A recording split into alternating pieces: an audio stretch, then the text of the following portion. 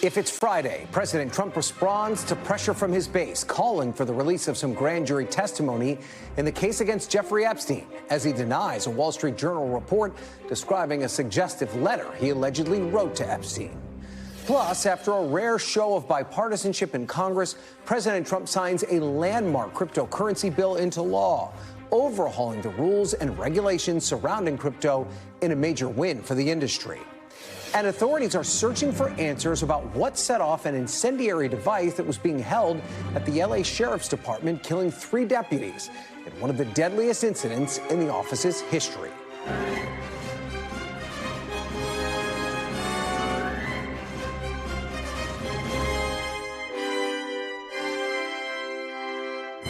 Hi there. Welcome to Meet the Press Now. I'm Ryan Nobles in Washington as President Trump takes the extraordinary step of calling for the release of grand jury documents related to deceased convicted sex offender Jeffrey Epstein, despite days of claiming the controversy was a Democratic hoax. The president last night on Truth Social saying, "I've asked Attorney General Pam Bondi to produce any and all pertinent grand jury testimony subject to court approval." The move is a clear signal from the president that his efforts to quell his base's fixation on the case have just not worked. It comes as the president and his allies are pushing back on a Wall Street Journal story highlighting his once close ties with Epstein. According to documents reviewed by the Journal, a letter bearing Trump's name appeared in an album of letters collected for Epstein's 50th birthday in 2003 by his former girlfriend, Ghislaine Maxwell. The letter is described by the Journal as bawdy, with a hand-drawn outline of a naked woman, along with text saying, "May every day be another wonderful secret." Pages from the album are among the documents examined by Justice Department officials who investigated Epstein and Maxwell. That's according to the Journal, which cites people who have reviewed the pages. Now, NBC News has not seen these documents, and it's unclear whether they were part of the Trump administration's recent review. The president denied he wrote the letter, telling the Journal it's a fake, and then posting on social media, quote, "These are not my words, not the way I talk. Also, I don't draw pictures. I told the paper's owner, Rupert Murdoch, it was a scam, that he shouldn't print the fake story, but he did, and now I'm going to sue his off." The Speaker of the House also defending the president during an interview with CNBC. The president and I talked about that ridiculous allegation this morning. He said it's patently absurd. He's never drawn such a picture. He's never thought of drawing such a picture. And he said, "Did you see the language of this bogus supposed communication or card or something I supposedly sent to Epstein?" He said, "I don't talk like that. I don't think like that." They're literally making things up. And he's so frustrated by it. And he's going to wind up, I think, suing some of the media outlets that had put all this out there because they informed them that it was totally contrived. So, look, the president is the most maligned and attacked political figure in the history of American politics. There's no question about it. Bottom line, it appears the Epstein saga really isn't going away for the administration, and it's unclear what exactly could diffuse it. The story has united the president's political allies and enemies alike, both sides sensing an opportunity to score political points tied to a highly salacious conspiracy, even as the crimes and victims of Jeffrey Epstein and Ghislaine Maxwell are very real. Joining me now, outside the White House, is NBC Chief Justice and National Affairs correspondent Kelly O'Donnell. Kelly, every day there's something new with this story, and we saw some of the president's reaction to it and then the pushback from the administration. Tell us, what is the mood like inside the White House, and what is the White House saying about Pam Bondi's role in all of this? Well, it has been a tumultuous timeline as we look at how the president's responses have adjusted, from frustration at his own base of support, his MAGA world, frustration, even disbelief as he voiced it, not understanding why people are interested in it, to anger, claiming that Democrats have manufactured some of this. Critical for our viewers to know, the Epstein death and his 2019 indictment happened while President Trump was in office the first term some years ago. And now, of course, these matters are back in the control of his team.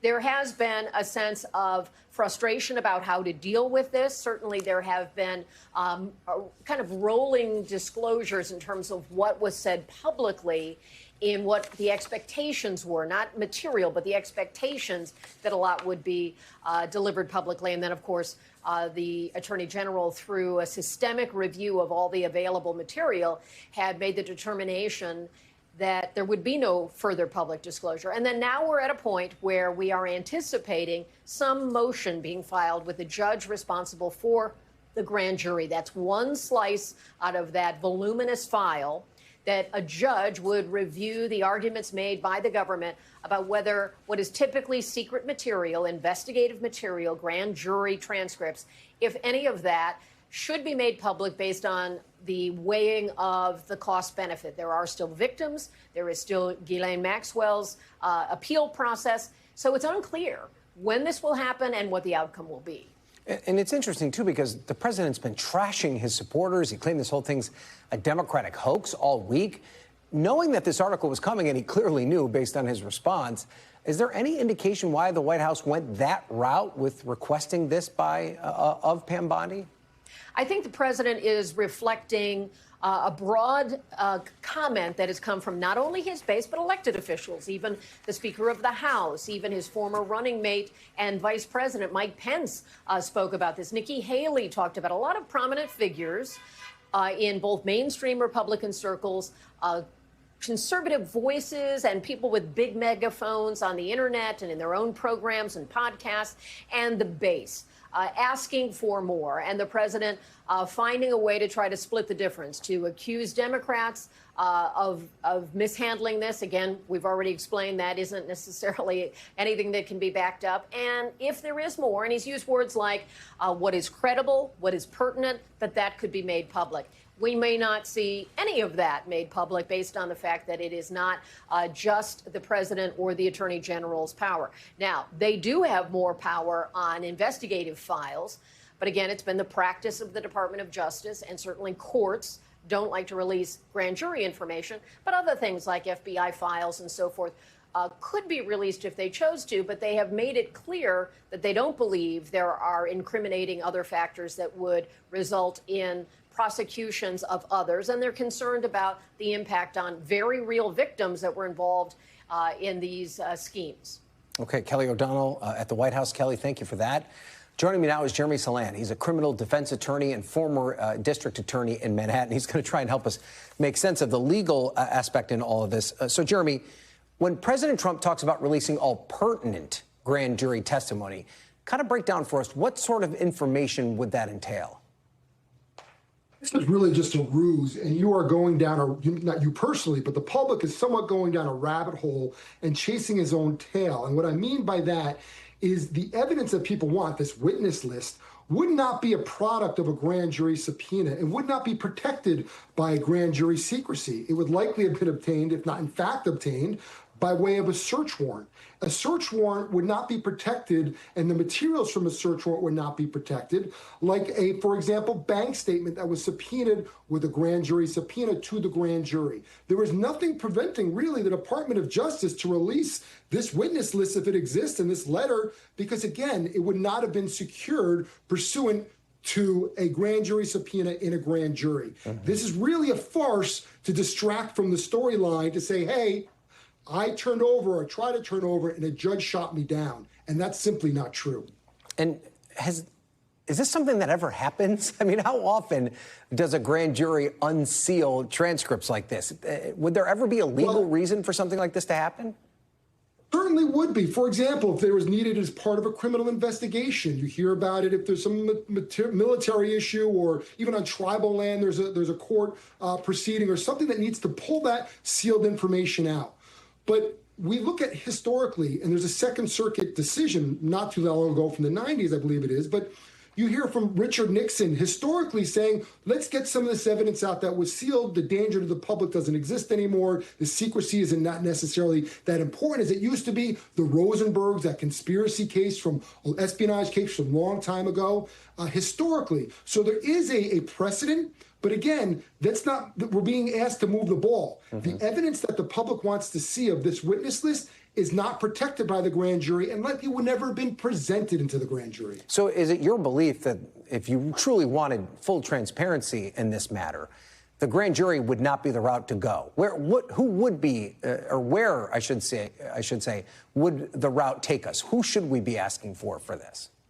His first name is Donald and his last name is Trump. And he is the person who can say to the Department of Justice, it's in that file, share it. He's not going to do that. He's going to blame a judge.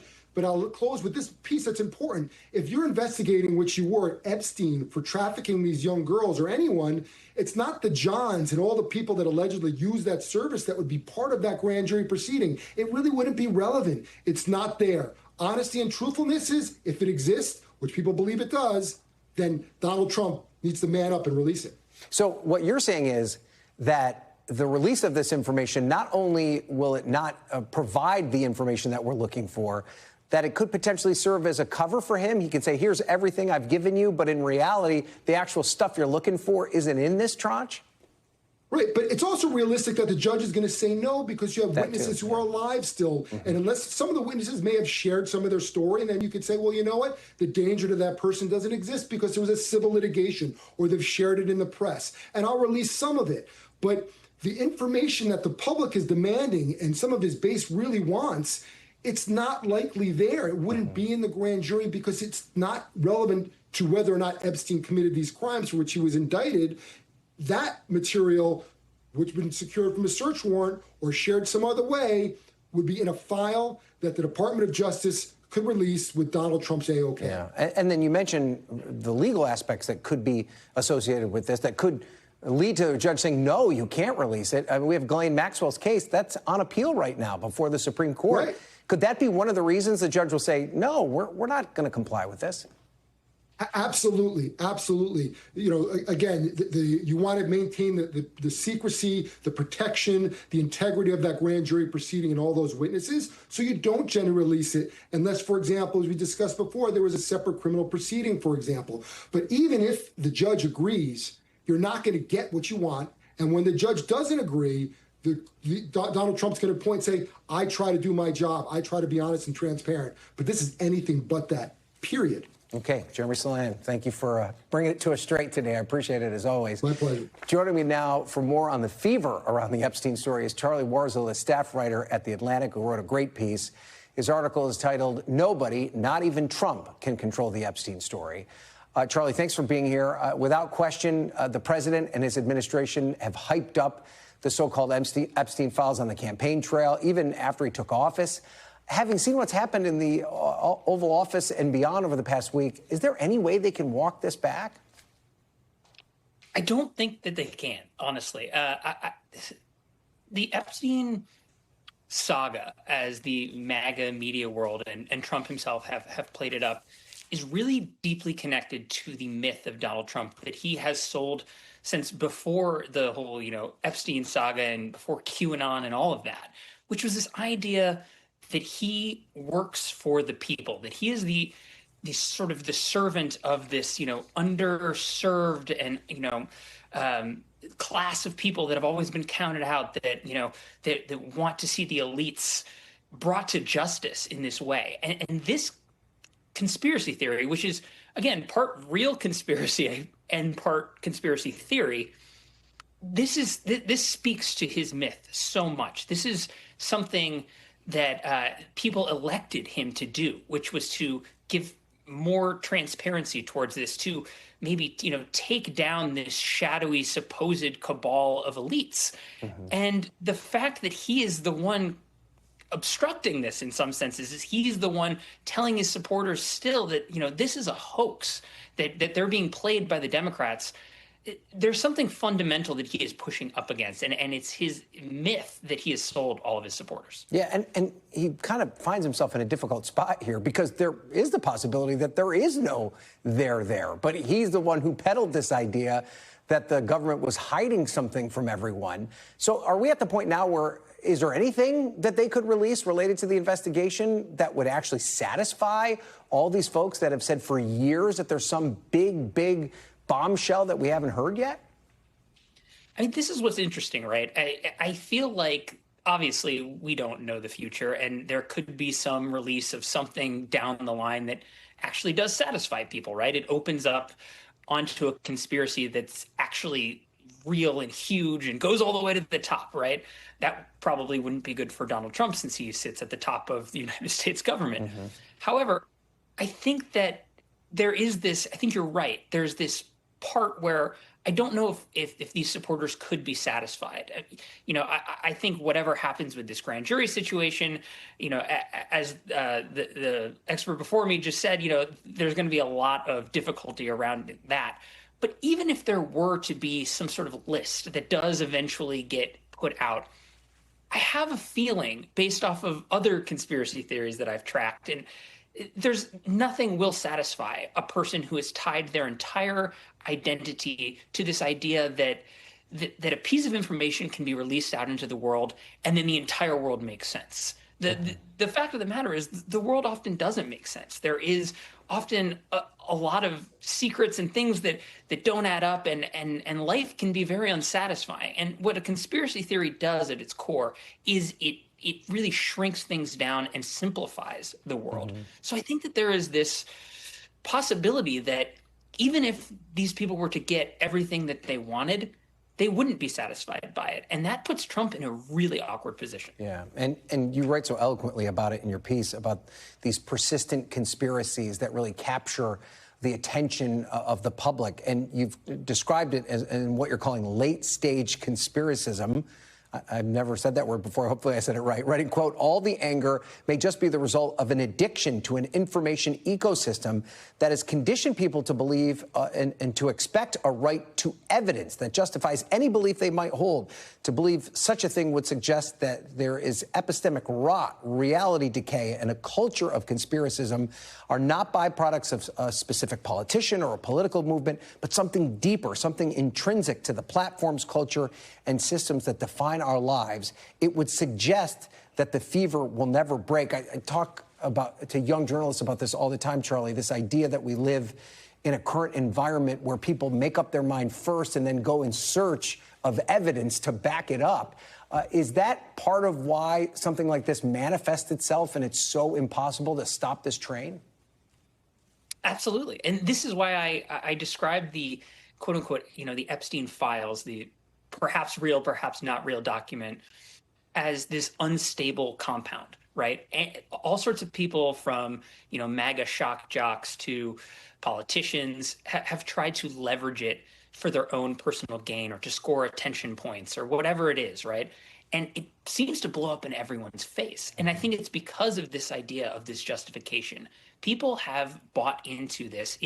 For them, what uncovering the Epstein list means is a sense of true accountability.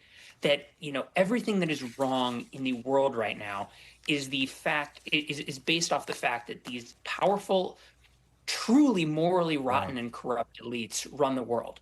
And if that were to be exposed, if they were to be brought to justice, everything would change. There are people who believe that, all debts would be forgiven, that we would have universal health care and all sorts of, wonderful governmental services if the elites were brought to justice.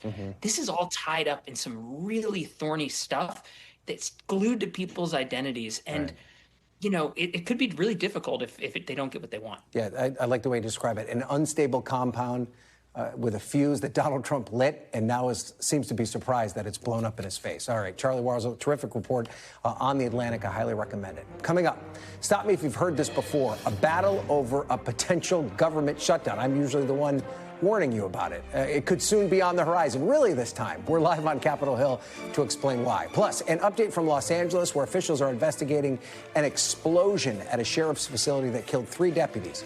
You're watching Meet the Press Now.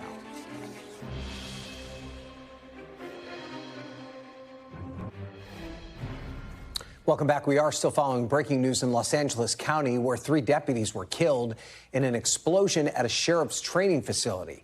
The blast happened early this morning in East Los Angeles. Investigators are still determining what caused the explosion. This is, unfortunately, the largest loss of life for us as the LA County Sheriff's Department since 1857. At this time, we do not know the cause of the explosion. However, the specific area has been closed off due to the ongoing investigation. We believe there is no threat to this community. Actually, I could tell you there is no threat to this community. This is an isolated incident. California's Governor Gavin Newsom's office says the governor's been briefed on the situation, and Attorney General Pam Bondi posted on social media that the FBI and ATF are assisting with the investigation. NBC News national correspondent Aaron Gilchrist joins me from our Los Angeles bureau. So, Aaron, at this point, do investigators have any idea what caused this explosion? Well, Ryan, the sheriff said no, they don't know yet what caused the explosion. And that may be because it was about 4 hours before investigators really got into the scene here to start the investigation proper. As we understand it, the Los Angeles City Police Department's bomb squad had to be brought in to make sure that the device, or devices, as we understand it, were rendered safe after that explosion this morning. As you noted, it was about 7:30 local time when the first calls went out to the emergency communications center here, the first indications that there had been an explosion.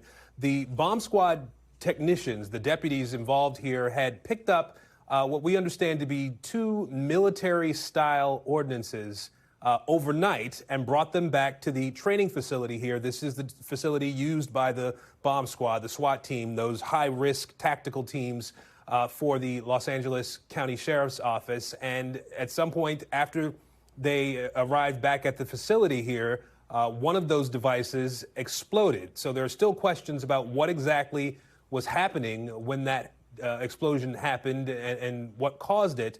But at this point, we do know that there were 3 deputies who were killed in this incident. No other injuries beyond that. These were veteran deputies with the sheriff's office here, 19, 22, and 33 years. Each of them had worked with the sheriff's office. And now we know the FBI, the ATF have all been involved in investigating this, Ryan, to figure out exactly what caused the explosion, what was happening in the minutes before the explosion, and, of course, what happened after. Okay, Aaron, thank you for staying on top of it. Let us know if there's any new developments, and we'll bring you back in immediately. We're going to now, though, turn to the president's latest legislative victories. Moments ago, he signed the Genius Act, a first-of-its-kind cryptocurrency bill that creates a framework for issuers of stable coins. Those are crypto assets designed to give the market additional stability. The House passed the bill in an overwhelmingly bipartisan vote last night, sending it to the president's desk. President Trump touted the legislation and the immense impact that it will have. And with today's signing, we're pushing even further into the exciting new frontier. Just as I promised last year, the Genius Act creates a clear and simple regulatory framework to establish and unleash the immense promise of dollar-backed stable coins. President Trump is also expected to sign into law the $9 billion rescissions package, which will claw back money already appropriated for foreign aid programs and for the Corporation for Public Broadcasting. Democrats have slammed their colleagues for pushing this partisan package through Congress, warning that it could derail efforts to fund the government with a September deadline fast approaching. And it comes as the OMB director, Russell Vought, is now calling for more partisan appropriations processes. The appropriations process has to be less bipartisan. I think it will lead to better results by having the appropriations process be a little bit partisan, and I don't think it's necessarily leading to a shutdown. I think we will be able to get to a good result. Joining me now is my Capitol Hill colleague, Mel Zanona. Mel, thanks for being here. So lawmakers now actually do have to turn their focus to funding the government. That deadline is fast approaching. But given how partisan this rescissions process was and now these comments from Russell Vought, is there any incentive for Democrats to help fund the government? What's their reaction been? Well, there's very little incentive for Democrats to play ball here. That well has been almost completely poison from the beginning of the administration, when Elon Musk and Doge went in and started slashing programs, started firing people without any input or consent from Congress, to now this $9 billion rescissions package with clawback funding that had already been approved by Congress and signed into law. But Ryan, it's not just Democrats who are frustrated with how the Trump administration has been usurping some of Congress's congressional spending authority. Just take a listen to this bipartisan reaction to Russell Vought's comments. Russell Vought has now said the quiet part out loud. Amazingly, he said there's too much bipartisanship in the Congress. And he has now said he wants to destroy our democracy. When you look at the quotes that are highlighted in the story this morning, it is pretty dismissive of the appropriations process, pretty dismissive of our role. Mr. Vought's lack of respect and apparent lack of understanding of how Congress operates is baffling because he's served in government before. And the reason, Ryan, this all matters is because there is a key funding deadline coming up at the end of September where Republicans are going to need Democrats in order to keep the government lights on, in order to fund the government and avoid a government shutdown. But the way that the process has been playing out, that looks like it's going to be increasingly difficult to do. So we're probably going to have a very busy, messy fall here on Capitol Hill, Ryan. Shutdown watch is on, Mel, whether we like it or not. Let's talk about something else. And I never thought you'd see the day where the Epstein controversy would get mixed up in a rescissions package. Those are two words no one ever thought would ever come together. But that happened last night. What happened? Why did that happen? And what's the latest on how Congress is responding to the Epstein controversy? Well, this is just a storyline that is not going away on Capitol Hill, despite Speaker Mike Johnson's best efforts. Initially, he wanted to brush this all aside, sidestep the entire saga on Capitol Hill. But Democrats kept forcing these votes, calling for the release of the Epstein files and putting Republicans in a really tough spot. They were forced to choose between siding with Donald Trump or siding with the MAGA base. Ultimately, most Republicans voted against those Democratic amendments because they wanted to be team players. But behind the scenes, I'm told they actually complained to Johnson and said they are getting a ton of flack from their constituents and they need some political cover. So they wanted to get that resolved before they moved ahead with that rescissions vote last night. Ultimately, Johnson decided to greenlight a non-binding resolution calling for the release of the Epstein files, but that is non-binding. It is not legal. He is also not committed to when he's going to put that on the floor. So very unclear whether that's actually going to quell a lot of the concern and outrage from some of his own members here. Yeah, it's the congressional equivalent of saying pretty please. Finally, before we go, pretty big meeting happening between the minority leader, Hakeem Jeffries, and the New York City mayoral candidate, Zohran Mamdani. That happened today. What do we know about the meeting, and could we see an endorsement soon? Well, still no official endorsement yet from Hakeem Jeffries or from Senate Democratic leader Chuck Schumer, we should mention, also of New York. Jeffries has been really careful here because Mamdani is hugely popular on the left, but he does make some others in the Democratic caucus really nervous, especially with his stance on Israel. And so Jeffries did say in the reading today it was constructive and candid. He also said they focused on areas where they do have common ground, like increasing public safety, combating anti-Semitism, and taking back the House. But remains to be seen whether an official endorsement is on the horizon here, Ryan. Reading between the lines, it feels like it, but we'll have to wait and see until it actually happens. Mel, thank you. Great report. Up next, a major shakeup in the media landscape and how President Trump and some top Democrats in Congress are responding after CBS announced it's canceling the #1 show in late night. You're watching Meet the Press now.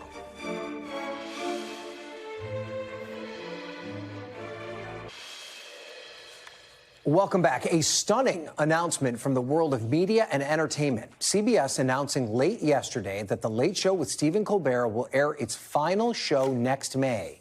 Colbert informing his viewers on last night's show. It's not just the end of our show, but it's the end of The Late Show on CBS. I'm not being replaced. This is all just going away. The decision comes as CBS's parent company, Paramount, is in the midst of an $8 billion merger with Hollywood studio Skydance, which will require approval from the Trump administration. The network insisting that the decision was financially, not politically motivated, despite Colbert's criticism of President Trump, as well as his criticisms of Paramount's agreement to pay $16 million to the future Trump Presidential Library to settle a lawsuit over a 60 Minutes interview with Kamala Harris.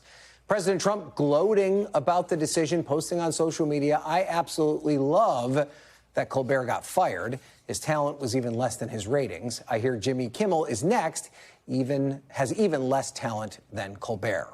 I'm joined now by my panel, Jasmine Wright, White House correspondent for Notice, Megan Hayes, Democratic strategist and a former special assistant to President Biden, and Matt Gorman, a Republican strategist and the former NRCC communications director and a former senior communications advisor for Tim Scott's presidential panel. I should let everyone know this panel's described itself as the all-star panel, but I have to agree. So, Jasmine, let's talk about this decision by CBS to pull the plug on The Late Show. And I did do some reading on it, and it is an expensive show to produce, maybe $100 million a year, but it was #1 in the ratings. Is it plausible to believe that it was just financial? I mean, maybe, but the reality is it's probably a lot of different reasons. Finances may be one, whether or not they want to stay in the late night game may be another, and political motivations might be a third. Obviously we just read Donald Trump's Truth Social there, but if you even go back a week, I think most people actually didn't get this because it happened overnight. He said when he was asked about the merge, or asked about the agreement that they came to, both him and CBS, after he sued for the interview in 60 Minutes with Kamala Harris, he said that it wasn't just that he didn't just get that $16 million agreement from them, but instead it's probably an additional, an outside agreement that could be around $20 million. And so there's questions that people have of whether or not this casualty is a part of that agreement. Of course, we may never know whether or not that's true, but I think that there are a lot of fathers for this failure, and it's probably unlikely that it's just finances. All right, so Matt Gorman's got some thoughts on some of those failures. Matt, you've described The Late Show as a late-night group therapy for upper-class liberals. It is. So from a cultural standpoint, I mean, what do you think the cancellation means? I think it's, one of the few areas back 10 years ago, 20 years ago, right? Late night shows, they were convening events, right? You'd watch Jay Leno whether you're in New York or LA or Omaha, Nebraska. That's really not the case anymore. But the facts and figures, I think, parlay the decline of this, right? Ad revenues in all late night categories have dropped 50% in the last 7 years. Jimmy Fallon went from 5 nights a week to 4 nights a week last fall. So this isn't just CBS either. And they're losing, the Late Show in particular, losing $40 million a year. So I get they're #1, but it's tough to justify, as you said, $100 million to produce and you're losing 40 of it. Those are tough statistics. No matter what the fact that I think they've gotten way too political in most of the shows nowadays. But it is, there's a First Amendment here, right? There's free speech. They can get as political as they want, can't they? I mean, there's nothing the that's government's not yanking the plug off them. Do we know that, though? I mean, I don't know that. But let's just say, would you be concerned, your thoughts about the show independent of this, would you be concerned if part of the motivation, even if it's the third choice, as Jasmine says, that they decided not to try and refigure a way to make the show less expensive to produce or something along those lines, but they were just like, we've got this lawsuit looming over us, we have this merger we need approval by, let's just not deal with this. If that's even part of the calculation, isn't that a problem? There's no evidence of that, right? But that's what I'm at. I would be concerned if anyone is silencing that, but there's no evidence of that, hypothetically, right?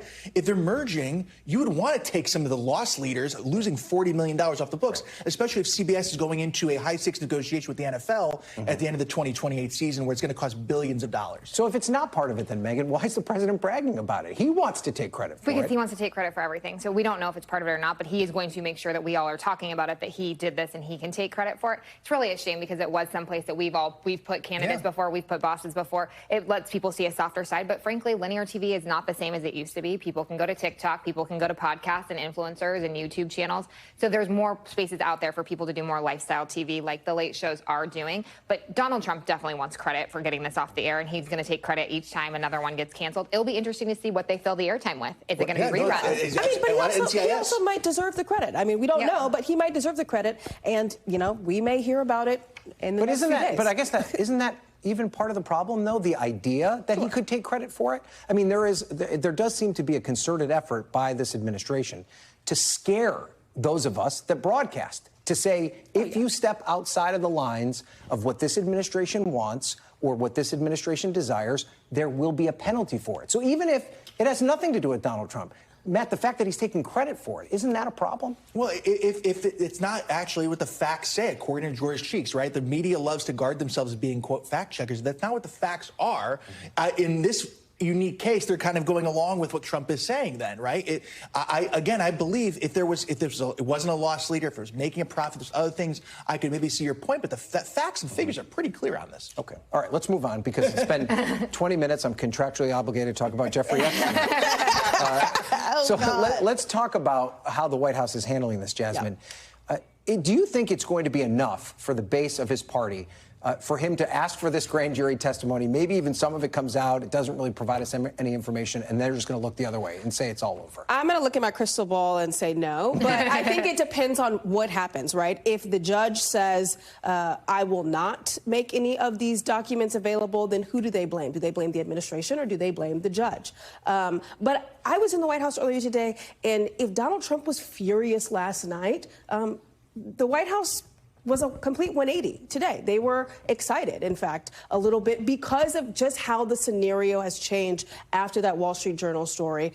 They feel that they are back on the offensive and that they can go into the attack mode when in the last week they were really trying to claw their way out of this and push their MAGA base to move on. And so I think that there is a huge amount of question marks, and we're not going to have the answer for a day, a week, or maybe longer until that judge makes their decision, and then they go forward. And Megan, I think even you would admit that Donald Trump has a unique ability to move on from a scandal pretty quickly, right? Yeah, absolutely. But at the core of this scandal is a sex trafficking for young girls. So I don't understand why we want to move on. Doesn't everybody want the answers here? Democrats and Republicans the same should want answers. He wants to turn the page. I actually don't think that there is a bottom here. This is going to be death by a thousand cuts.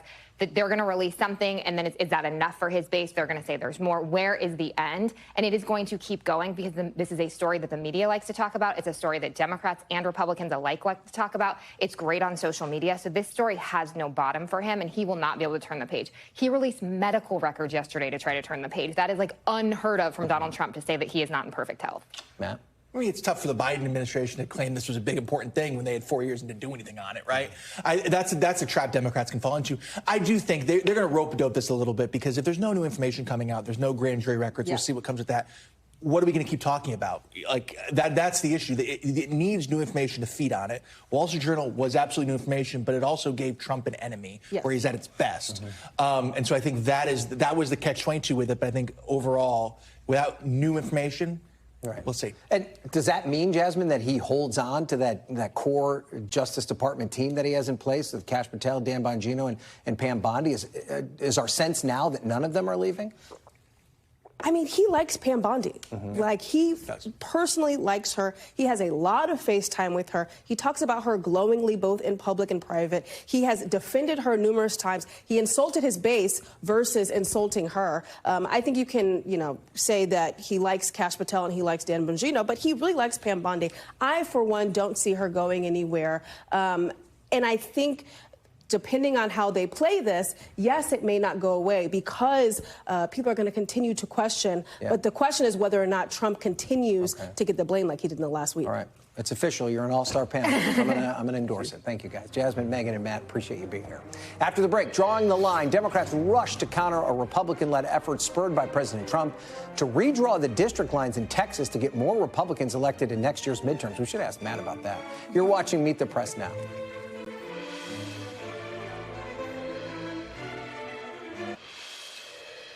Welcome back. As the saying goes, everything is bigger in Texas, including the potential seismic shakeup to the midterms, as Governor Greg Abbott forges ahead with his plan to redraw the congressional map in an effort to help Republicans pick up seats in 2026.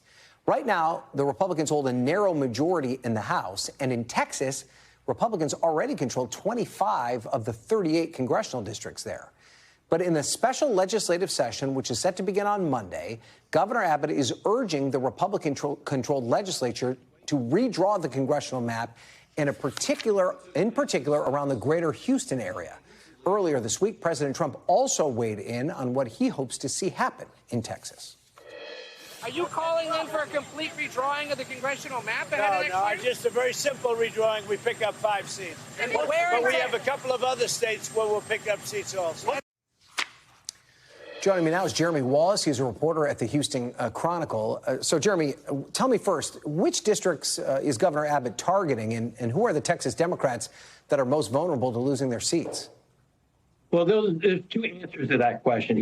In his order, or the push he's been making in Texas, the Governor Abbott has specifically pointed to 3 key districts in the Houston area, including the 18th congressional district. That's the old Barbara Jordan district. That's where Sheila Jackson Lee, she represented that. And And most recently, it was represented by Sylvester Turner, who passed away in March. So that's one of the districts he's pointed to, as well as districts around that held by Sylvia Garcia, and also the 9th Congressional District held by Al Green. Those are the districts that they pointed to, but don't be fooled by that. What happens here is like they've used that as the reason they want to start the redistricting, but the plan really is to go after other Democrats as well, statewide. We're talking, look at people like Lizzie Fletcher in the 7th Congressional District. They're going to want to be going after her district to make that more competitive. That's already a more narrowly competitive district, and that's where they want to really make their gains.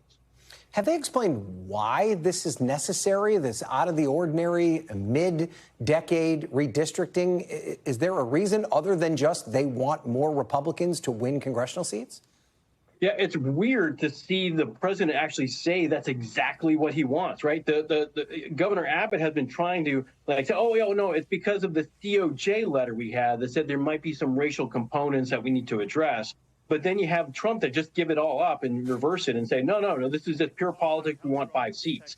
And so you have who do you want to listen to? It's like on this. It's clear this is a very brazen political attempt to just redraw the lines to be more aggressive. Look, back when they did the redistricting a couple of years ago, there were some Republicans back then that said, hey, I think we could have been a little bit more aggressive and just make some more competitive seats for House and for Republicans, so we have a better shot at some Democratic districts. But so they already were under the idea that, hey, there's more that we could wring out of this map to help us in the midterm if we start losing seats, with a Trump presidency. Yeah. Now, is there anything the Democrats in Texas can do to stop this? Sadly, they have very little at their disposal at this point to stop them. Look, they're in the minority in both the House and the Senate in the Texas legislature. They don't have an attorney general, obviously, at their back like they did when Joe Biden was president. They are pretty much defenseless going into this. They're trying to strategize of what they can do. A couple years ago, they fled the state to prevent a quorum being there so they couldn't pass a voter restriction law. And they could try to do something similar to that. But it's kind of dangerous now because now you have a Republican administration in the White House. And Donald Trump could have Pam Bondi, the attorney general, kind of weigh into this and force maps in a different kind of way than we've seen before. What that looks like, who knows? But the game's kind of different right now. They don't have those same tools to just say, we're going to have a walkout. They don't have the votes to stop it. Right. And one Democrat told me, we might just have to try to negotiate with him to get the least worst possible case scenario. Well, here in Washington, the minority leader, Hakeem Jeffries, is trying to put a positive spin on this. This is what he said. If this goes through, it will result in making several incumbent House Republicans vulnerable to fierce general election challenges. At the end of the day, there will likely be several additional swing state pickup opportunities in the great state of Texas. Republicans are cutting off their nose to spite their face. Is he right? There's some truth in there. Look, the reason they had to redistrict these lines to where they were anyhow was because we had some suddenly competitive areas. It's hard to remember, but Troy Nails out of Fort Bend County outside of Houston, he barely won that first election. And Michael McCall, a veteran member of Congress, a Republican from the Austin area, he barely won his election back in 2018 and 2020. They redrew these lines to protect districts like that. And so if you start going and monkeying with those, districts again, guess what? The natural growth of the state of Texas has become more urban, more diverse in favoring Democrats. And so, not that it's a purple state yet, but those districts have been going a different direction. And so, they're playing with some fire there. So Jeffrey's got a little bit of the accurate thing, but boy, it's hard to see that right now, depending on how aggressive the White House wants to get. All right, you can tinker with these things all you want, but democracy is an organism. It's organic. The races will come as they come. Jeremy Wallace, thank you. Still to come, Democrats' identity crisis, how the party's poor standing with voters is fueling a streak of independents in some key races. One of those third-party candidates joins me next on why he left his party behind in his quest to be the next governor of Michigan. You're watching Meet the Press Now.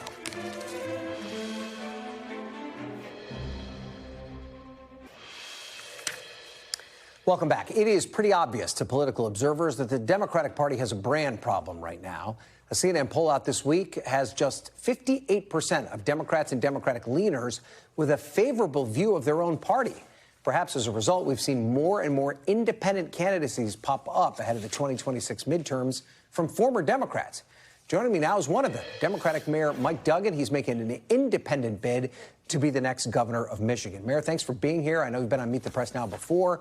I want to start with one of your social media posts from earlier this week. You said, for everyone who doesn't want politics as usual and is tired of being badgered into always conforming to their positions of one party or another, Election Day 2026 will be your moment to be heard. What issues that the Democratic Party holds that you were once a part of do you not agree with anymore? You know, I got fed up in November of 2022 when Governor Whitmer got reelected. She brought in a Democratic majority in the House and the Senate, narrow majorities, and the Democrats had the so-called trifecta. And I watched for 2 years as the right and the left and the Democratic Party fought with each other. Didn't do a single thing for affordable housing, didn't do a single thing to improve the schools, didn't do a single thing to bring more jobs to the state. And they ultimately collapsed in a lame duck session where they fought with each other. And I said, this is ridiculous. The Democrats are only unified around two principles. They can't stand the Republicans in general, and they hate Donald Trump in particular. And people are fed up with that. They're tired of these parties fighting with each other. They want to get things done. And I just finally realized that if we were going to make progress in this state, we'd be better off if somebody governed from the middle and got the two sides to work together, and that's what I'm trying to do. All right, well, I want to put up what the Michigan Democratic Party Chair Curtis Hurdle told us about your candidacy. He said, quote, I think most of this is about Mike's ego. It was bruised by the fact that he couldn't actually win a Democratic primary. He's accusing your campaign about being more about opportunism rather than a crusade against the party system. How would you respond to your former chair? Well, I don't think many people would think running as an independent is an easier way to get elected. But since he said that, 160 African-American ministers, including the most prominent ministers in Michigan, have come out and endorsed me. And that's, of course, made the Democrats concerned. And then one Democratic union after another. Unite Here, the casino and restaurant workers, the carpenters, the millwrights, the plumbers. It's been one Democratic union after another has come out and endorsed me. And I think there's a lot of people fed up. But this week, the Republican Chamber of Commerce, the Greater Detroit Chamber of Commerce, came out and endorsed me. And there's becoming a growing sentiment in this state that they're tired of the toxic Republican versus Democrat. People are tired of politics as usual, and they're giving me a serious look. Okay, so you know how this works. You've been around politics for a long time. Usually if there's a strong Republican and a strong Democrat and then a third party individual gets into the race, it's usually not the independent that wins.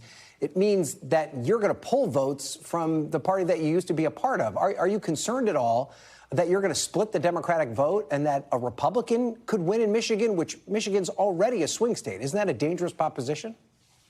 So all the polling is showing I'm pulling equally from the Democrats and Republicans. Moderate Democrats are favorable to me 7-1. Moderate Republicans are favorable to me 7-1. And the polling showing in southeastern Michigan, I will beat any Republican and Democratic nominee. The city of Detroit's comeback has been so dramatic that people in southeastern Michigan have experienced it are behind me. In the outstate area where it's not in the Detroit media market, I'm not well known. And I'm working very hard now, going to farming communities and small towns and finding a very receptive audience, people who are listening to me as an independent that would have never come to the meeting if I were a Democrat. And it's pretty exciting what's happening. Well, there's one pretty prominent person who's talking a lot about third parties, and that's Elon Musk, who is, of course, President Trump's former advisor before their falling out. You posted online that Musk got your attention when he started talking about starting a third party from the middle. Would you join forces with him if he offered? I appreciate that, like many people, he's fed up with the two parties, but my approach is the opposite. I'm running as an independent. I'm not going to get involved in the Republican versus Democratic legislative races. I'm going to work with who wins. Musk is trying to create a third party. If you created a third party in Michigan, you'd have more chaos and more division. So I'm not going the third party route. I'm running as an independent who I think can genuinely get the two parties to work together. So long term, you don't view yourself as creating a new party. The idea would be you'd govern from the middle and then work with both sides once you made it to the governor's mansion. I am not creating a third party. It's been very clear. I'm running as an independent, and I'm saying to the Carpenters, you're going to support the House Democrats, God bless you. I say to the Chamber of Commerce, you're going to support the Senate Republicans, God bless you. I'm not asking anybody to leave your party. But right now what's happened in this state is nothing is getting done in the partisan conflict. And the idea that somebody could get people of goodwill on both sides to work together is pretty appealing to a lot of folks in Michigan. All right, Mayor Duggan, we'll talk with you more as we get closer to Election Day. Thank you so much for being here. We appreciate it. You're right. We're back Monday with more Meet the Press Now, but the news will continue as it always does, this time with Tom Costello, who's in for Hallie Jackson right now. Have a great day. We thank you for watching, and remember, stay updated on breaking news and top stories on the NBC News app or watch live on our YouTube channel.